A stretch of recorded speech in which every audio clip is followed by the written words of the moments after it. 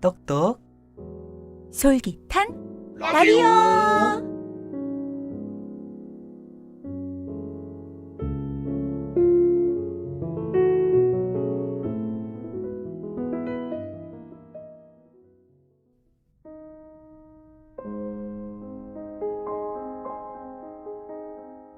자화상 윤동주. 산모퉁이를 돌아 논가 외딴 우물을 홀로 찾아가선 가만히 들여다봅니다. 우물 속에는 달이 밝고 구름이 흐르고 하늘이 펼치고 파란 바람이 불고 가을이 있습니다. 그리고 한 사나이가 있습니다. 어쩐지 그 사나이가 미워져 돌아갑니다. 돌아가다 생각하니 그 사나이가 가엾어집니다. 도로가 들여다보니 사나이는 그대로 있습니다. 다시 그 사나이가 미워져 돌아갑니다. 돌아가다 생각하니 그 사나이가 그리워집니다. 우물 속에는 달이 밝고 구름이 흐르고 하늘이 펼치고 파란 바람이 불고 가을이 있고 추억처럼 사나이가 있습니다.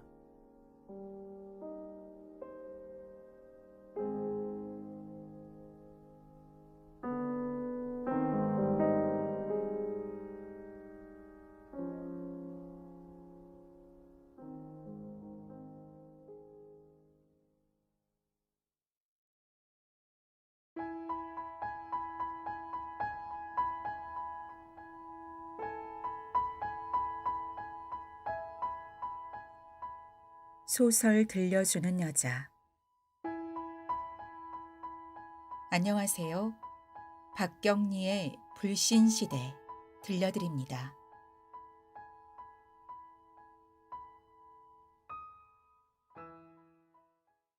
불신시대. 박경리.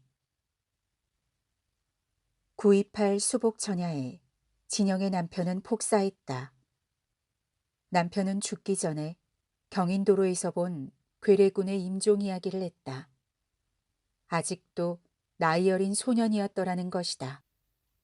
그 소년병은 가로수 밑에 쓰러져 있었는데 폭풍으로 터져나온 내장에 피비린내를 맡은 파리떼들이 아귀처럼 덤벼들고 있더라는 것이다.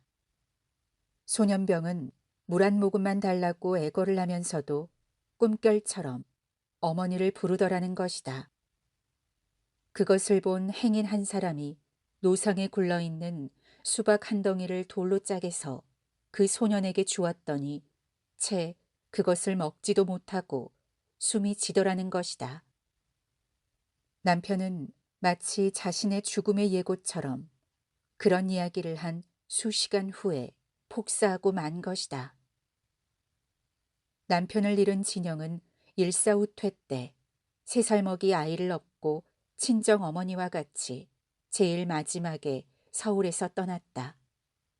그러나 안양에 이르기도 전에 중공군이 그들을 납질렀고 유엔군의 폭격 밑에 놓였다. 수없는 피난민이 얼음판에 고꾸라졌다. 피난짐을 끌던 소는 굴레를 찬 채 뚝 밑으로 굴렀다. 피가 철철 흐르는 시체 옆에 아이가 울고 있었다. 진영은 눈을 가리고 달아났던 것이다. 악몽과 같은 전쟁이 끝났다. 진영은 아들 문수의 손을 잡고 황폐한 서울로 돌아왔다. 집터는 쑥대밭이 되어 축대조차 찾아볼 수 없었다.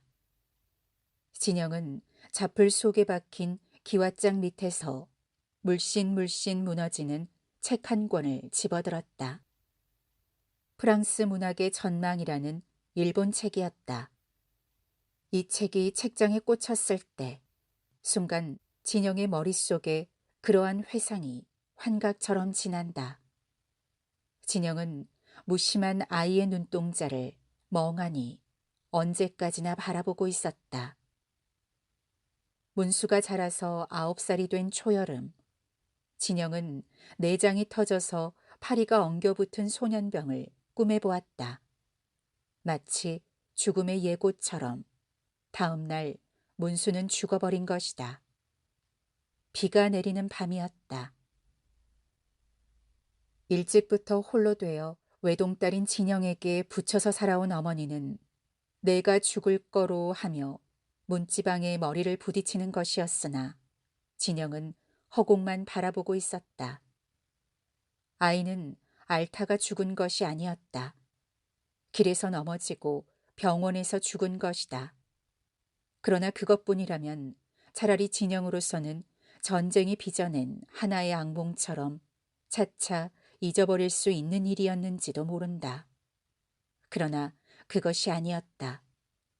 의사의 무관심이 아이를 거의 생죽음시킨 것이다.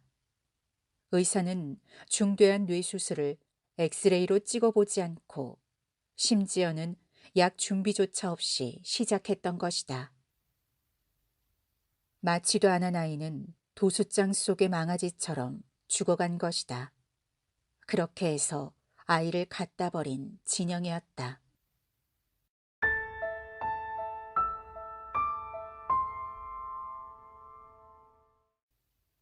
바깥 거리 위에는 쏴하며 밤비가 내리고 있었다.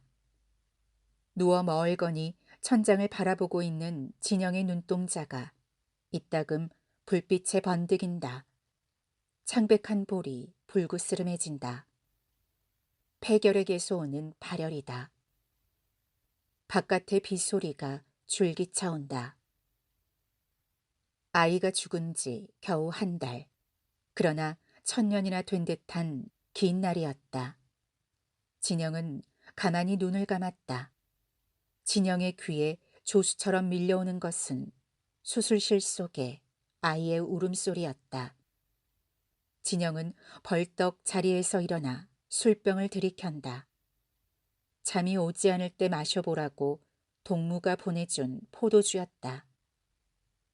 이불 위에 엎드린 진영은 산울림처럼 멀어지는 수술실 속에 아이의 울음소리를 듣는 것이었다. 어떻게 해서 잠이 든다. 진영은 꿈속에서 희미한 길을 마구 쏘다니며 아이를 찾아 헤매다가 붕대를 칭칭 감은 눈도 코도 입도 보이지 않는 아이 모습에 소스라쳐 깬다. 흠씬 땀에 젖은 몸이 가늘게 떨고 있었다.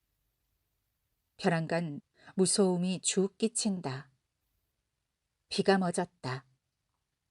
새벽이 창가로부터 서서히 방 안으로 스며들고 있었다. 허공을 보고 있는 진영은 왜 무서움을 느꼈는지 알 수가 없었다. 아이가 이미 유명의 홀령이기 때문인지도 모른다. 그렇다면 이렇게 서글픈 인간관계가 어디 있겠는가. 진영은 구역이 나올 정도로 자기 자신이 싫었다. 성당의 종소리가 멀리서 들려온다. 요다음 주일날에는 꼭 나를 성당에 데려가 달라고 가롤동 아주머니에게 부탁을 한 일이 생각난다. 바로 오늘이 그 주일날이다. 가롤동의 아주머니는 약속한 대로 8시가 못 되어서 왔다. 아주머니는 옛날에 죽은 진영의 칠촌 아저씨의 마누라였다. 자식도 없는 그는 아주 독실한 천주교의 신자였으나 근래에 와서 개로 인하여 상당히 말썽을 받았다. 진영이만 해도 그 짤짤 끓는 돈으로 겨우 다 넣어온 20만 환짜리 개를 서로시 포기하고 말았던 것이다. 그만치 개주를 한 아주머니의 사정이 핍박했던 것이다. 매미 날개같이 손질을 한 모시옷을 입은 아주머니는 울고불고하는 어머니를 위로하는데 아주머니가 말할 적에는 금으로 씌운 송곳니가 아른아른 보였다. 어머니는 아는 사람을 보기만 하면 언제나 손을 잡고 손주를 잃은 하소연을 했다. 진영은 그러는 어머니가 싫었지만 그러나 딸 하나를 믿고 산 어머니가 여러 가지 면으로 서러운 위치에 놓인 것은 사실이다. 우시지 마세요, 형님. 산 사람 생각도 하셔야지. 진영의 마음이 오죽하겠어요. 이러지 마세요. 그리고 살아갈 길이나 생각합시다. 진영이 실직을 하고 있는 형편이라 살 길도 막연하긴 했다. 아주머니는 갖가지 말로 어머니를 달래다가 풀어진 고름을 여미며 아주머니는 적삼에도 반드시 고름을 달았다. 우리 어디 사는 대로 살아봅시다. 그리고 나도 생각하고 있었어요. 형님 돈만큼은 돌려드리려고 원금만이라도요. 어머니의 얼굴이 좀 밝아진다. 진영은 잠자코 양말을 신고 있었다. 세 사람은 거리에 나왔다. 아침이라 가로수가 서늘했다. 본시 불교도인 어머니는 성당으로 가는 것이 마음에 꺼렸으나 그러나 아무래도 좋았다. 의사는 항상 딸에게 있는 것이었으니까. 아주머니는 진영의 양산 밑으로 바싹 다가오면서 소곤거리기 시작한다. 천주님이 계신 이상 우리는 불행하지 않다. 천주님이 너를 사랑하기 때문에 이런 기회를 주어 너를 부르신 거야. 모든 것이 다 허망한 인간 세상에 다만 천주님만이 빛이 된다. 신자이면 누구나 할 수 있는 꼭 같은 말을 아주머니는 말했다. 진영은 땅을 내려다본 채 지가 구원을 받자고 가는 건 아니에요. 천당이 있어서 그곳에 문수가 놀고 있거니 그렇게 생각하고 싶어서. 그래, 천당 갔다. 그렇게 착한 아이가. 암, 행복하게 꽃동산에서 놀고 있고 말고.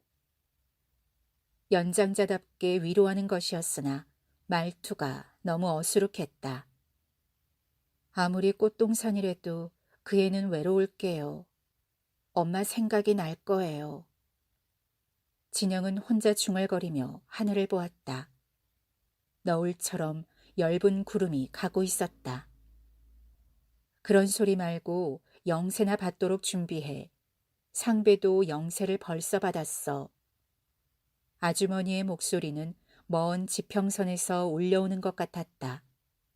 진영은 기계적으로 그 무신론자가 영세를. 그 애도 요즘 심경이 많이 변했어. 분냄새가 엷게 풍겨온다. 진영은 금리가 아른아른 보이는 아주머니의 인매를 물끄러미 쳐다본다. 상배는 아주머니 댁의 하숙한 대학생이다. 지나간 봄에만 해도 그는 아주머니요, 예수가 물 위로 걸었다 했는기요. 하하하. 아마 예수는 왼발이 빠지기 전에 오른발을 올렸고 오른발 빠지기 전에 왼발을 올렸던가 배요. 하하하. 그런 부산 사투리의 조롱이 자기 딴에는 아주 신통했던지 상배는 콧마루를 벌렁거리며 웃었던 것이다. 진영이 그것을 생각하는 동안 아주머니는 손수건으로 땀을 닦으며 그 애도 우리 집에서 쉬이 옮기게 될 거야. 아버지가 사업 때문에 서울로 오신다니까. 그래서 나도 그 애가 나가기 전에 영세 받도록 하려고. 부드러운 목소리였다. 그들이 성당 앞까지 왔을 때 은행나무에 자잔한 햇빛이 부서지고 있었다. 뜰악에는 연분홍빛 그라지오라스가 피어 있었는데 진영은 불교의 상징인 연화를 왜 그런지 연상했다. 그리고 엉뚱스럽게 그 꽃들이 자아내는 서양과 동양의 거리를 생각해 보는 것이었다. 막연한 생각이다. 그러나 다음 순간 진영은 얼떨떨하게 자기의 마음을 더듬었다. 문수를 위하여 신을 뵈러 온 마당에서 아무런 경건함도 없이 이렇게 냉정히 사물을 헤아리고 있었다는 것을, 그것을 다만 시각에서 온 하나의 자연 발상이라고만 할 수 있을 것인가? 그렇지 않다면 내 슬픔 속에 그만치 여유가 있었더라는 말인가? 진영은 문수에게 부끄러웠다. 미안했다. 진영은 땀에 젖은 분냄새가 풍겨오는 아주머니의 젖가슴을 무심히 바라보았다. 나무 그늘 아래 아이들이 모여 있었다. 그 옆에는 중년 남자가 한 사람, 십자가 성경책 같은 것을 노점처럼 버려놓고 팔고 있었다. 진영은 어느 유역의 이방인인 양 그런 광경을 건너다 보았다. 분위기에 쌓이지 않는 마음속에는 쌀쌀한 바람이 일고 있었다. 진영은 성당 안으로 들어갔다. 아주머니는 신발을 책보에 싸면서 주로 아이들을 위한 미사 시간이 돼서 시끄러워. 다음엔 일찍 와요. 진영은 아주머니의 말보다 거추장스럽게 신발을 싸들고 가는 신자들의 모습에 눈이 따라가는 것이었다. 진영은 문득 예수 사랑하려고 예배당에 갔더니 눈 감으라 해놓고 신 도둑질 하더라. 그런 야유에 찬 노래를 생각했다. 그러나 진영은 곧 형용할 수 없는 두려움을 느꼈다. 신전에서 신을 모독하다니. 그런 죄악 의식에 쫓기며 진영은 아주머니의 뒤를 따랐다. 얼마 후에 미사는 시작되었다. 가여운 나의 아들 문수를 위하여 기도를 올리나이다. 진심으로 진실로 비나이다. 그 고통으로부터 놓이게 하시고 어린 영혼에게 평화가 있기를.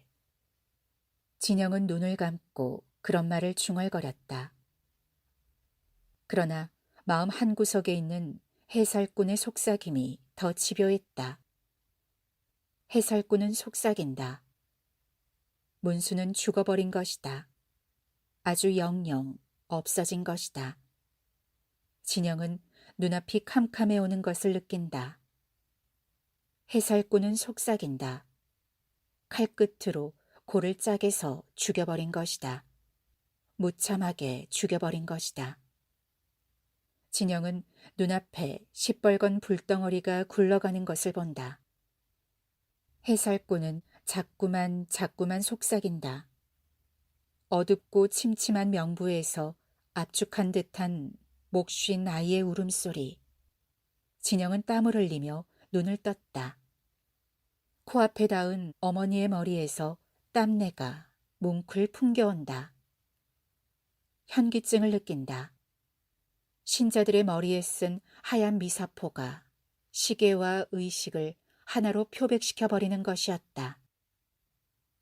얼마 동안이 지났는지 진영은 고개를 돌렸다. 구제품이 정렬한 듯한 성가대의 아이들이 눈앞에 나타났다. 아이들의 각색의 음계가 합한 성가는 바람을 못 마신 오르간의 잡음처럼 진영의 귓가에 울렸다. 이 손에서 무릎을 꿇고 앉아는 을씨년스런 자기 자신의 모습. 진영은 그것이 얼마나 어설픈 위치인가를 깨닫는다. 진영은 다시 눈을 감았다. 그러나 자기 자신이 미웠다.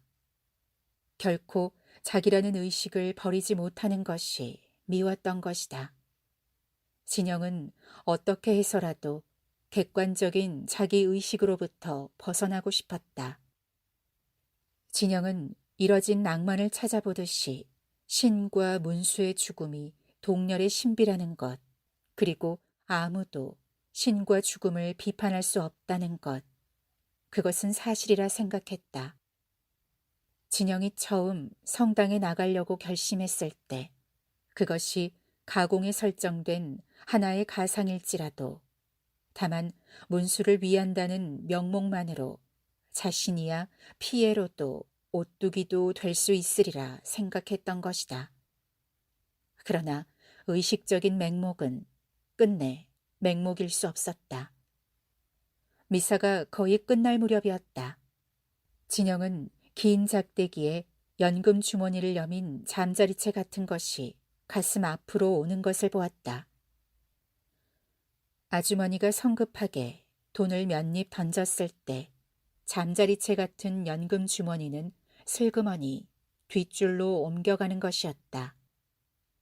진영은 구경꾼 앞으로 돌아가는 풍각쟁이의 낡은 모자를 생각했다. 그런 생각을 계기로 하여 진영은 밖으로 나와버렸다. 진영은 나무 밑에 주저앉아서 성당에서 나오는 어머니의 빨간 눈을 보았다.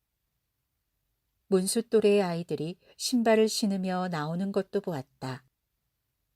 여름 햇빛 아래 서 있는 성당이 가늘게 요동하고 있는 것 같이 진영에게는 느껴졌다.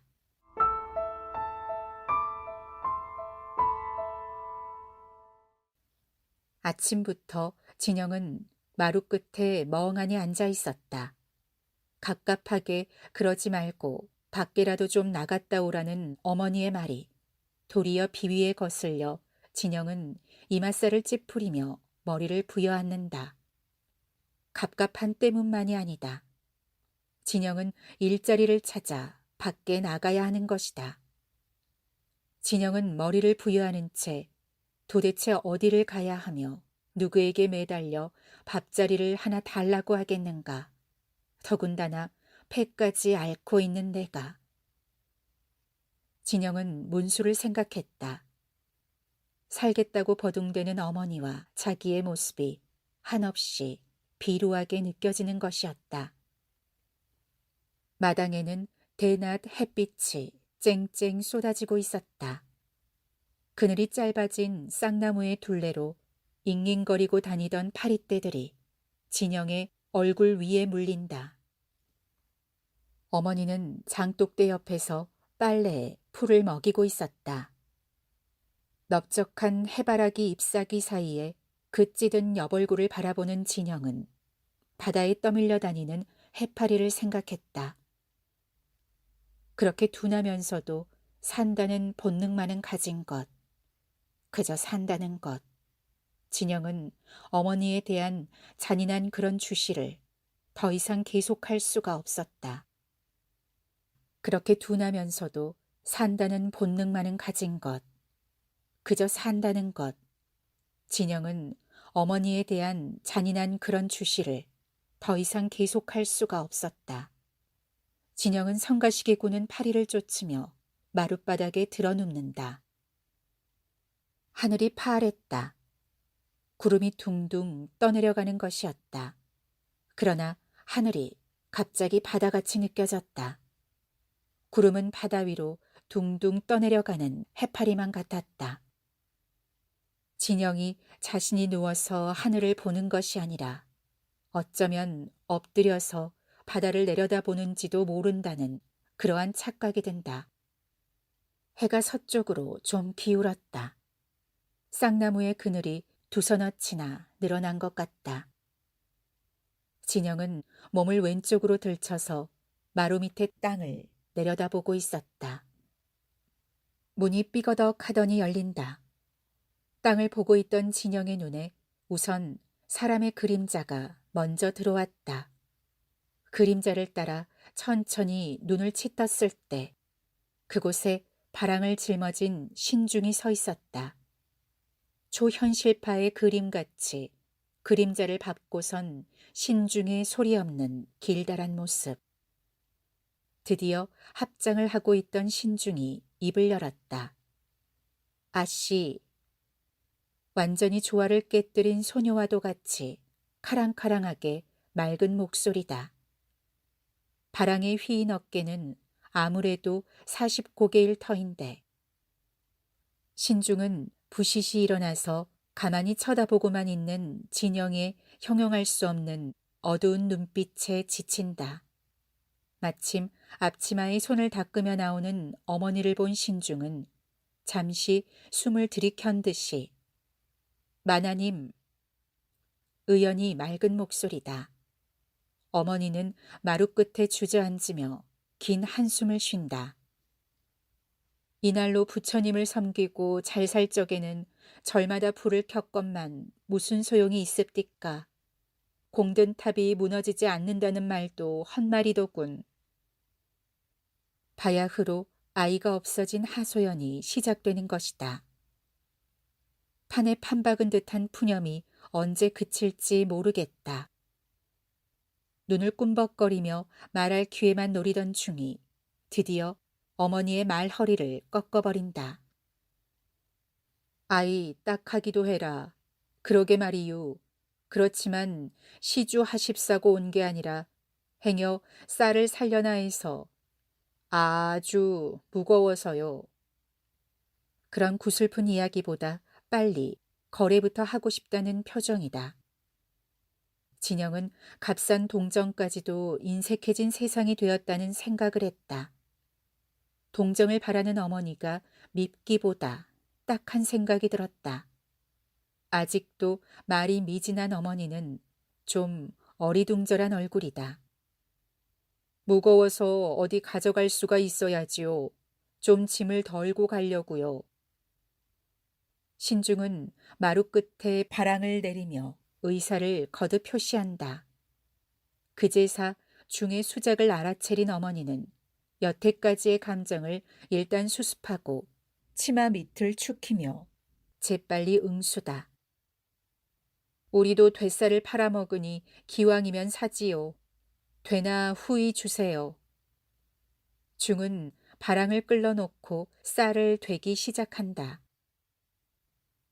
어머니는 몹시 쌀되가 야위다고 보채고 중은 뎨바기 위에다 쌀을 집어얹는 어머니의 팔을 떠밀며 그러지 말라고 한다. 그러면서도 그럭저럭 거래는 끝난 모양이다. 셈을 마친 어머니는 인사로 시님이 계신 절은 어디지요? 네? 아, 네. 바로 학교 뒤에 있는 절이지요. 학교 뒤라면 쌀을 팔고 갈 정도로 먼 곳은 아니다. 중이 가고 난 뒤 어머니는 무슨 생각에 잠긴 듯이 우두커니 서 있었다. 이에 진영아, 나직이 부른다. 진영은 대답 대신 어머니의 눈을 본다. 문수를 그냥 둘라니 이리 가슴이 메인다. 이렇게 흔적 없이 두다니 절에 올려주자. 어머니를 쳐다보고 있는 진영의 시선은 그대로 고정되어 있었다. 절도 가깝고 신당이니 만만하고 세상에 너무 가엾어. 아무래도 혼백이 울면서 떠돌아다니는 것 같아 잠이 와야지. 진영은 고개를 돌려 장독대의 해바라기를 바라본다. 한참 만에 그렇게 합시다. 해바라기를 쳐다본 채 한 대답이다. 그런데 왜 그리 중을 장사꾼 대접을 했어요? 아이를 부탁할 생각을 했으면서. 진영의 시선은 여전히 해바라기에 있었다. 자기가 하는 말에도 별반 흥미를 느끼고 있는 것 같지 않았다. 아따, 별소리를 다 하네. 공은 공이고 신은 신이지. 하기야 뭐 시주받은 쌀 팔고 가는 그게 진짜 중인가? 진영은 그러는 어머니가 미웠다. 그럼 왜 그런 중이 있는 절엔 가려고 해요? 누가 중 보고 절에 가나? 부처님 보고 가지. 진영은 잠자코 옳은 말이라 생각했다. 그와 동시에 며칠 전에 아주머니가 우선에 쓰라고 돈 2만 원을 주면서 성당에 나가지 않는 진영을 나무라던 일이 생각났다. 이렇게 절에 갈 것을 동의하고 보니 왜 그런지 아주머니에 대하여 변절을 한 듯 미안하다. 그리고 돈만 하더라도 당연히 받을 돈을 받았건만 다른 사람들에게 베풀지 않았던 호의가 빚이 되는 듯 싶다. 그러나 진영의 종교가 오직 문수를 위한다는 명목뿐이라면 성당보다 절이 훨씬 표현적이다. 적어도 돈만 낸다면 절에서는 문수를 위한 단독적인 행사도 해주게 마련이다. 진영은 자리에서 후딱 일어섰다. 해가 서산에 아주 기울었다. 거리로 나왔다. 진영은 약국에서 스트립트, 마이신 1개를 사들었다. 내내 다니던 Y병원에는 아무래도 가고 싶지 않았기 때문에 약을 산 것이다. 가롤동의 아주머니는 Y병원의 의사가 같은 신자이니 믿고 다니라고 했다. 그러나 여태까지 주사 분량인 한 병에서 겨우 3분의 1만 놓아주고 있었던 것을 알게 되었다. 그것을 안 이상 그 병원에 다시 갈 수는 없었다. 약병을 만지며 길 위에 한동안 서 있던 진영은 집 근처에 있는 S병원으로 들어간다. 이웃이기 때문에 의사와 안면증은 있었다. 그러나 S병원은 엉터리 병원이었다. 진영은 모든 것이 서투러 보이는 갓 데려다 놓은 듯한 간호원을 불안스럽게 쳐다보며 약병을 내밀었다. 진찰도 하지 않고 주사만 맞으러 오는 손님을 의사는 언제나 냉대한다. 그래서 진영은 애시당초 의사를 보지도 않았다. 그러나 환자를 진찰하고 있던 의사가 뒤로 고개를 돌릴 때 진영은 놀랍지 않을 수가 없었다. 의사가 아니었다. 그나마도 근처에 사는 건달꾼이었던 것이다. 진짜 의사는 그때사 서류 같은 것을 들고 안에서 분주히 나오더니 바쁘게 밖으로 나가버리는 것이었다. 청진기를 든 건달꾼은 진영의 눈살에 캥겼는지 우물쭈물 해치우더니 간호원에게 페니실린 2g 하고 밖으로 슬그머니 사라진다. 페니실린이라면 병명을 몰라도 만병통치약으로 건달이는 알고 있었던 모양이다. 진영이 멍청이 섰는데 간호원은 소독도 안 한 손으로 아주 서툴게 마이신을 주사기에다 뽑고 있었다. 진영이 정신을 차렸을 때 주사기에 들어가고 있는 액체가 뿌옇게 보였다. 약이 채 녹기도 전에 주사기에다 뽑은 것이다. 진영은 더 참지 못했다. 안 돼요. 녹기도 전에 큰일 날려고. 앙칼지게 소리치며 진영은 약병을 뺏어서 흔들었다. 페니실린을 맞으려고 기다리고 앉았는 낯빛이 노란 할머니가 주사기를 들고 엉거주춤하니 서 있는 간호원을 불안스럽게 보고 있다. 병원 문을 나섰다. 이미 밤이었다. 아까 큰일 날라고 하면서 약병을 빼앗던 자신의 모습이 어둠 속에 둥그렇게 그려진다. 참, 목숨이란 끔찍이도 주체스럽고 귀중한 것이고 몇 번이나 죽기를 원했던 자기 자신이 아니었던가. 진영은 배꼽이 터지도록 밤하늘을 보고 웃고 싶었다. 그러나 그 웃음이 터지고 마는 순간부터 진영은 미치고 말리라는 공포 때문에 머리를 꼭 감쌌다. 사실상 내가 미쳤는지도 모른다.